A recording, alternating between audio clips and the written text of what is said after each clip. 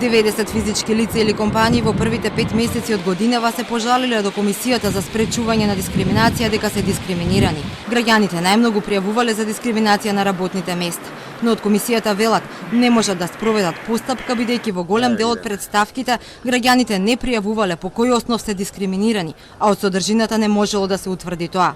Комисијата планира да го надмине овој проблем преку креирање образец, што потоа ќе се внесува во базата на податоци, што ќе ги обработува сите параметри за анализа на состојбата со дискриминацијата во земјава.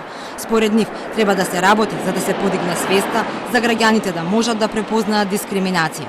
Членовите се пожалија дека половина година новата комисија функционира без основни услови за работа, со 2 стари компјутери, 8 столчиња и 1 печатач.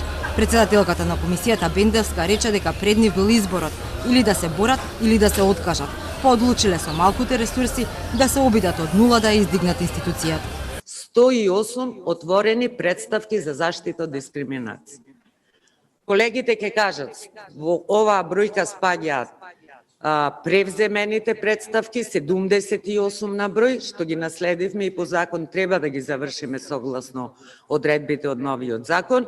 И замислите, без никакви услови во ново доделени простори, до нас пристигнуваат 30 представки. Од вкупниот број на разгледувани предмети, 25,5% се поднесени од жени, 35,5% од мажи, 32,2% од правни лица, а 6,8% од група граѓани. Од нив речиси половината се од граѓани на Скопје.